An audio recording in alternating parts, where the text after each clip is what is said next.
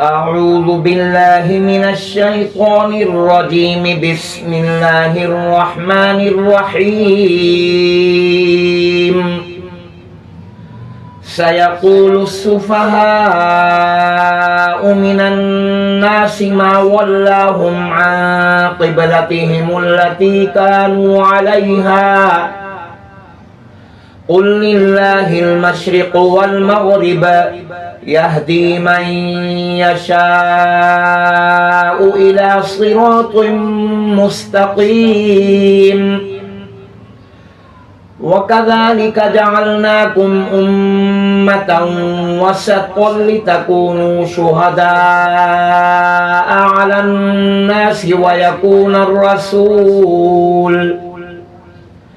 ويكون الرسول عليكم شهيدا. وما جعلنا القبلة التي كنت عليها إلا لنعلم من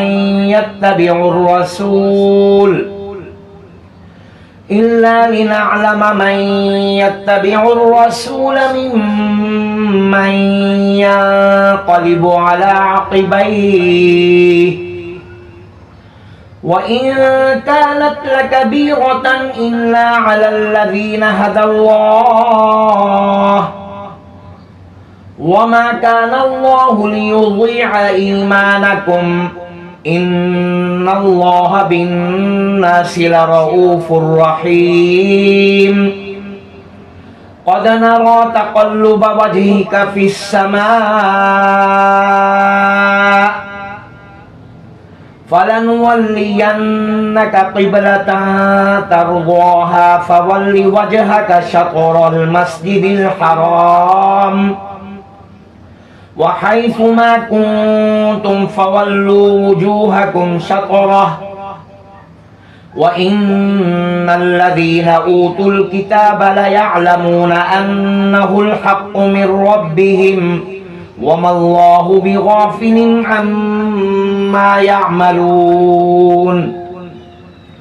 ولئن أتيت الذين أوتوا الكتاب بكل آية ما تبعوا قبلتك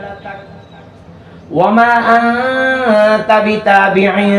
قبلتهم وما بعضهم بتابع قبلة بعض ولئن اتبعت أهواءهم من بعد ما جاءك من العلم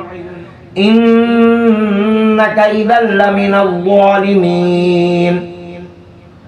الذين آتيناهم الكتاب يعرفونه كما يعرفون أبناءهم وإن فريقا منهم ليكتمون الحق وهم يعلمون. الحق من ربك فلا تكونن من الممترين. ولكل وجهة هو موليها فاستبقوا الخيرات أينما تكونوا يأتي بكم الله جميعا إن الله على كل شيء قدير. ومن حيث خرجت فول وجهك شطر المسجد الحرام وإنه للحق من ربك وما الله بغافل عما تعملون. ومن حيث خرجت فول وجهك شطر المسجد الحرام وحيث ما كنتم فولوا وجوهكم شطره لئلا يكون للناس عليكم حجة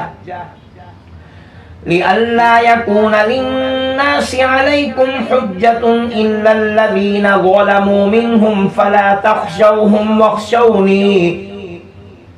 ولأتم نعمتي عليكم ولعلكم تهتدون. كما أرسلنا فيكم رسولا منكم يتلو عليكم آياتنا ويزكيكم ويعلمكم الكتاب والحكمة ويعلمكم ما لم تكونوا تعلمون فاذكروني أذكركم واشكروا لي ولا تكفرون يا أيها الذين آمنوا استعينوا بالصبر والصلاة إن الله مع الصابرين ولا تقولوا لمن يقتل في سبيل الله أموات بل أحياء ولكن لا تشعرون ولنبلونكم بشيء من الخوف والجوع ونقص من الأموال والأنفس والثمرات وبشر الصابرين الذين إذا أصابتهم مصيبة قالوا إنا لله وإنا إليه راجعون أولئك عليهم صلوات من ربهم ورحمة وأولئك هم المهتدون إن الصفا والمروة من شعائر الله فمن حج البيت أو اعتمر فلا جناح عليه أن يطوف بهما ومن تطوع خيرا فإن الله شاكر عليم إن الذين يكتمون ما أنزلنا من البينات والهدى من بعد ما بيناه للناس في الكتاب أولئك يلعنهم الله ويلعنهم اللاعنون إلا الذين تابوا وأصلحوا وبينوا فأولئك أتوب عليهم وأنا التواب الرحيم إن الذين كفروا وماتوا وهم كفار أولئك عليهم لعنة الله والملائكة والناس أجمعين خالدين فيها لا يخفف عنهم العذاب ولا هم ينظرون وإلهكم إله واحد لا إله إلا هو الرحمن الرحيم إن في خلق السماوات والأرض واختلاف الليل والنهار والفلك التي تجري في البحر بما ينفع الناس وما أنزل الله من السماء من ماء فأحيا به الأرض بعد موتها وبث فيها من كل دابة وتصريف الرياح والسحاب المسخر بين السماء والأرض لآيات لقوم يعقلون ومن الناس من يتخذ من دون الله أندادا يحبونهم كحب الله والذين آمنوا أشد حبا لله ولو يرى الذين ظلموا إذ يرون العذاب أن القوة لله جميعا وأن الله شديد العذاب إذ تبرأ الذين اتبعوا من الذين اتبعوا ورأوا العذاب وتقطعت بهم الأسباب وقال الذين اتبعوا لو أن لنا كرة فنتبرأ منهم كما تبرأوا منا كذلك يريهم الله أعمالهم حسرات عليهم وما هم بخارجين من النار يا أيها الناس كلوا مما في الأرض حلالا طيبا ولا تتبعوا خطوات الشيطان إنه لكم عدو مبين إنما يأمركم بالسوء والفحشاء وأن تقولوا على الله ما لا تعلمون وإذا قيل لهم اتبعوا ما أنزل الله قالوا بل نتبع ما ألفينا عليه آباءنا أولو كان آباؤهم لا يعقلون شيئا ولا يهتدون ومثل الذين كفروا كمثل الذي ينعق بما لا يسمع إلا دعاء ونداء صم بكم عمي فهم لا يعقلون يا أيها الذين آمنوا كلوا من طيبات ما رزقناكم واشكروا لله إن كنتم إياه تعبدون إنما حرم عليكم الميتة والدم ولحم الخنزير وما أهل به لغير الله فمن اضطر غير باغ ولا عاد فلا إثم عليه إن الله غفور رحيم إن الذين يكتمون ما أنزل الله من الكتاب ويشترون به ثمنا قليلا أولئك ما يأكلون في بطونهم إلا النار ولا يكلمهم الله يوم القيامة ولا يزكيهم ولهم عذاب أليم أولئك الذين اشتروا الضلالة بالهدى والعذاب بالمغفرة فما أصبرهم على النار ذلك بأن الله نزل الكتاب بالحق وإن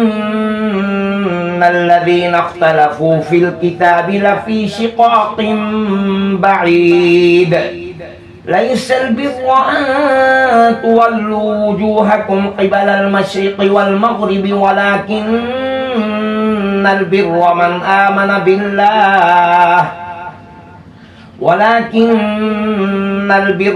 آمن بالله واليوم الآخر والملائكة والكتاب والنبيين وآتى المال على حبه ذوي القربى واليتامى والمساكين وابن السبيل والسائلين وفي الرقاب وأقام الصلاة وآتى الزكاة والموفون بعهدهم إذا عاهدوا والصابرين في البأساء والضراء وحين البأس أولئك الذين صدقوا وأولئك هم المتقون يا أيها الذين آمنوا كتب عليكم القصاص في القتلى الحر بالحر والعبد بالعبد والأنثى بالأنثى فمن عفي له من أخيه شيء فاتباع بالمعروف وأداء إليه بإحسان ذلك تخفيف من ربكم ورحمة فمن اعتدى بعد ذلك فله عذاب أليم ولكم في القصاص حياة يا أولي الألباب لعلكم تتقون كتب عليكم إذا حضر أحدكم الموت إن ترك خيرا الوصية للوالدين والأقربين بالمعروف حقا على المتقين فمن بدله بعدما سمعه فإنما إثمه على الذين يبدلونه إن الله سميع عليم فمن خاف من موص جنفا أو إثما فأصلح بينهم فلا إثم عليه إن الله غفور رحيم يا أيها الذين آمنوا كتب عليكم الصيام كما كتب على الذين من قبلكم لعلكم تتقون أياما معدودات فمن كان منكم مريضا أو على سفر فعدة من أيام أخر وعلى الذين يطيقونه فدية طعام مسكين فمن تطوع خيرا فهو خير له وأن تصوموا خير لكم إن كنتم تعلمون شهر رمضان الذي أنزل فيه القرآن هدى للناس وبينات من الهدى والفرقان فما شهد منكم الشهر فليصمه وما كان مريضا أو على سفر فعدة من أيام أخر يريد الله بكم اليسر ولا يريد بكم العسر ولتكملوا العدة ولتكبروا الله على ما هداكم ولعلكم تشكرون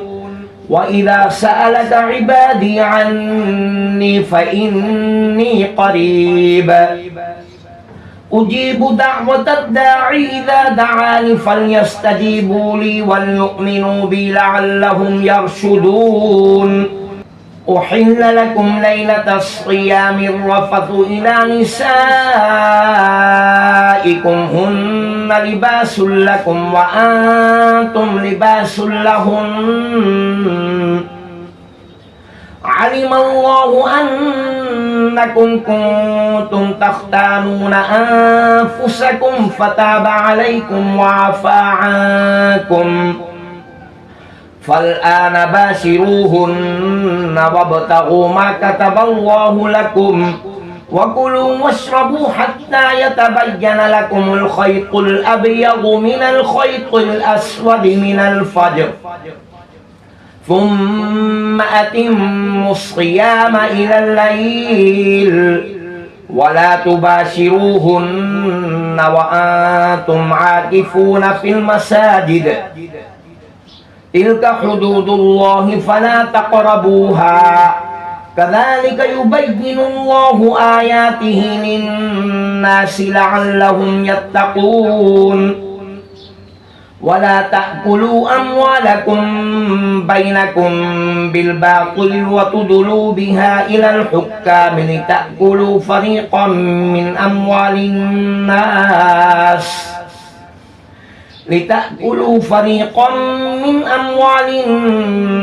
بالإثم وأنتم تعلمون يسألونك عن الأهلة قل هي مواقيت للناس والحج وليس البر بأن تأتوا البيوت من ظهورها ولكن البر من اتقى وأتوا البيوت من أبوابها واتقوا الله لعلكم تفلحون وقاتلوا في سبيل الله الذين يقاتلونكم ولا تعتدوا إن الله لا يحب المعتدين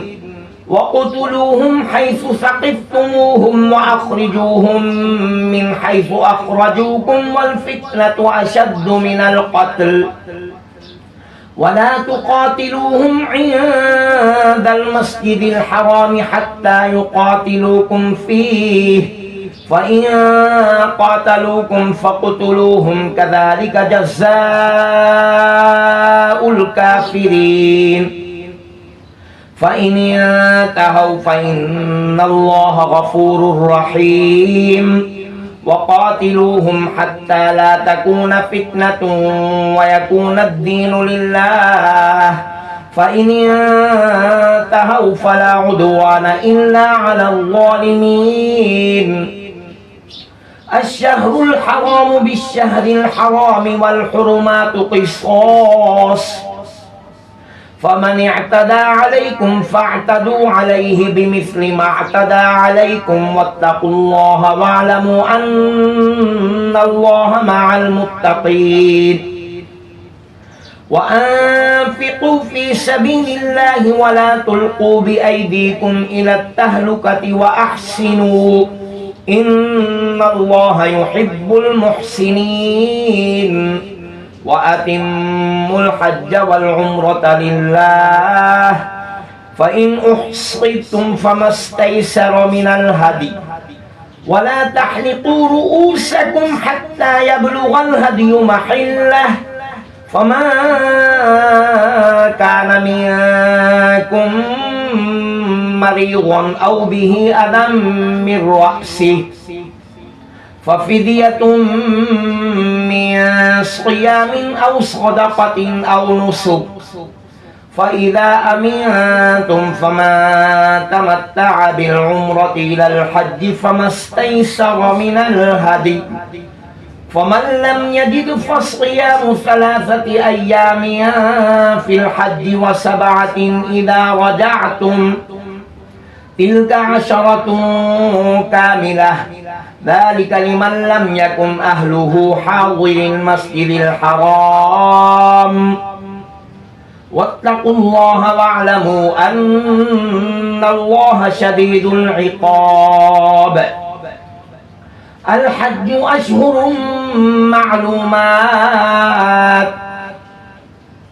فمن فرض فيهن الحج فلا رفث ولا فسوق ولا جدال في الحج وما تفعلوا من خير يعلمه الله وتزودوا فإن خير الزاد التقوى واتقون يا أولي الألباب ليس عليكم جناح أن تبتغوا فضلا من ربكم فإذا أفضتم من عرفات فاذكروا الله عند المشعر الحرام واذكروه كما هداكم وإن كنتم من قبله لمن الضالين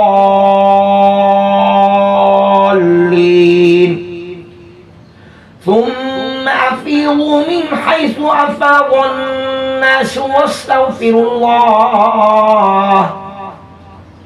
إن الله غفور رحيم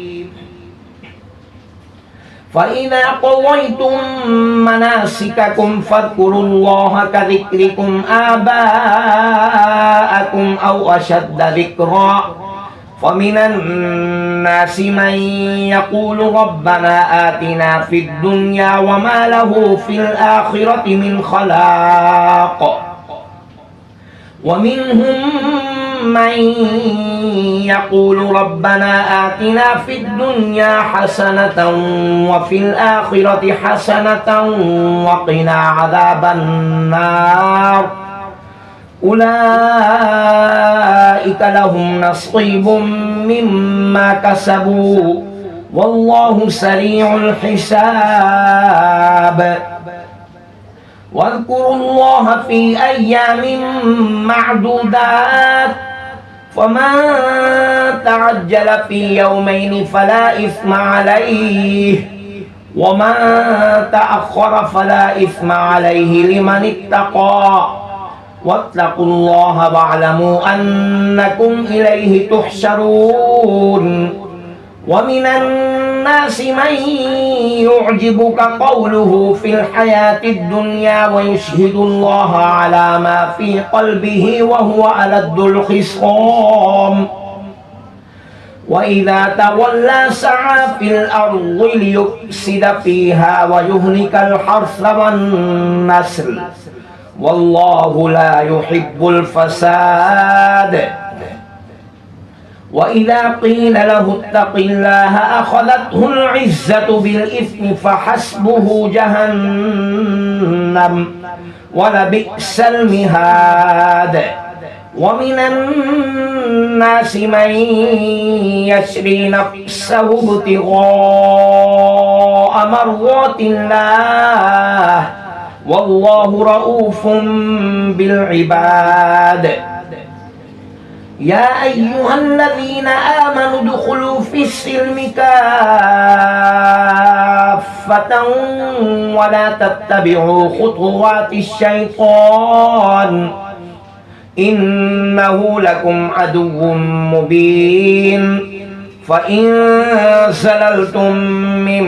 بعد ما جاءتكم البينات فاعلموا أن الله عزيز حكيم. هل ينظرون إلا أن يأتيهم الله في ظلل من الغمام والملائكة وقضي الأمر وإلى الله ترجع الأمور. سل بني إسرائيل كم آتيناهم من آية بينة ومن يبدل نعمة الله من بعد ما جاءته فإن الله شديد العقاب. زين للذين كفروا الحياة الدنيا ويسخرون من الذين آمنوا والذين اتقوا فوقهم يوم القيامة والله يرزق من يشاء بغير حساب. كان الناس أمة واحدة فبعث الله النبيين مبشرين ومنذرين وأنزل معهم الكتاب بالحق ليحكم بين الناس فيما اختلفوا فيه وما اختلف فيه إلا الذين أوتوه من بعد ما جاءتهم البينات بغيا بينهم فهدى الله الذين آمنوا لما اختلفوا فيه من الحق بإذنه والله يهدي من يشاء إلى صراط مستقيم. أم حسبتم أن تدخلوا الجنة ولما يأتكم مثل الذين خلوا من قبلكم مستهم البأساء والضراء وزلزلوا حتى يقول الرسول والذين آمنوا معه متى نصر الله ألا إن نصر الله قريب. يسألونك ماذا ينفقون قل ما أنفقتم من خير فللوالدين والأقربين واليتامى والمساكين وابن السبيل وما تفعلوا من خير فإن الله به عليم. كتب عليكم القتال وهو كره لكم وعسى أن تكرهوا شيئا وهو خير لكم وعسى أن تحبوا شيئا وهو شر لكم والله يعلم وأنتم لا تعلمون. يسألونك عن الشهر الحرام قتال فيه قل قتال فيه كبير وصد عن سبيل الله وكفر به والمسجد الحرام وإخراج أهله منه أكبر عند الله والفتنة أكبر من القتل ولا يزالون يقاتلونكم حتى يردوكم عن دينكم إن استطاعوا ومن يرتد منكم عن دينه فيمت وهو كافر فأولئك حبطت أعمالهم في الدنيا والآخرة وأولئك أصحاب النار هم فيها خالدون إن الذين آمنوا والذين هاجروا وجاهدوا في سبيل الله أولئك يرجون رحمة الله والله غفور رحيم يسألونك عن الخمر والميسر قل فيهما إثم كبير ومنافع للناس وإثمهما أكبر من نفعهما ويسألونك ماذا ينفقون قل العفو كذلك يبين الله لكم الآيات لعلكم تتفكرون في الدنيا والآخرة ويسألونك عن اليتامى قل إصلاح لهم خير وإن تخالطوهم فإخوانكم والله يعلم المفسد من المصلح ولو شاء الله لأعنتكم إن الله عزيز حكيم ولا تنكحوا المشركات حتى يؤمنن ولأمة مؤمنة خير من مشركة ولو أعجبتكم ولا تنكحوا المشركين حتى يؤمنوا ولعبد مؤمن خير من مشرك ولو أعجبكم أولئك يدعون إلى النار والله يدعو إلى الجنة والمغفرة بإذنه ويبين آياته للناس لعلهم يتذكرون ويسألونك عن المحيض قل هو أذى فاعتزلوا النساء في المحيض ولا تقربوهن حتى يطهرن فإذا تطهرن فأتوهن من حيث أمركم الله إن الله يحب التوابين ويحب المتطهرين نساؤكم حرث لكم فأتوا حرثكم أنى شئتم وقدموا لأنفسكم واتقوا الله واعلموا أنكم ملاقوه وبشر المؤمنين ولا تجعلوا الله عرضة لأيمانكم أن تبروا وتتقوا وتصلحوا بين الناس والله سميع عليم لا يؤاخذكم الله باللغو في أيمانكم ولكن يؤاخذكم بما كسبت قلوبكم والله غفور حليم للذين يؤلون من نسائهم تربص 4 أشهر فإن فاءوا فإن الله غفور رحيم وإن عزموا الطلاق فإن الله سميع عليم والمطلقات يتربصن بأنفسهن 3 قروء ولا يحل لهن أن يكتمن ما خلق الله في أرحامهن إن كن يؤمن بالله واليوم الآخر وبعولتهن أحق بردهن في ذلك إن أرادوا إصلاحا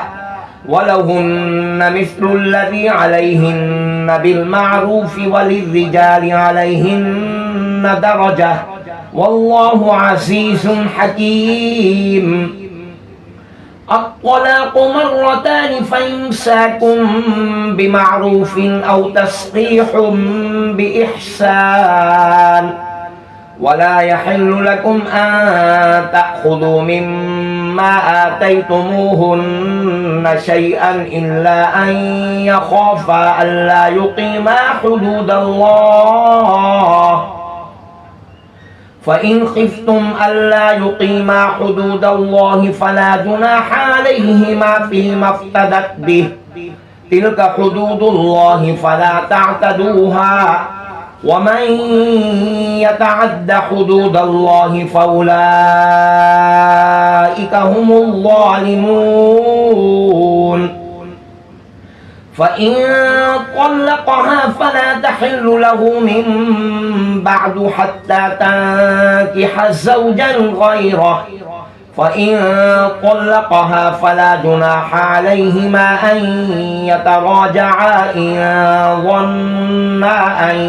يقيما حدود الله وتلك حدود الله يبينها لقوم يعلمون. وإذا طلقتم النساء فبلغن أجلهن فامسكوهن بمعروف أو سرحوهن بمعروف ولا تمسكوهن ضرارا لتعتدوا ومن يفعل ذلك فقد ظلم نفسه ولا تتخذوا آيات الله هزوا واذكروا نعمة الله عليكم وما أنزل عليكم من الكتاب والحكمة يعظكم به واتقوا الله واعلموا أن الله بكل شيء عليم. صدق الله العظيم.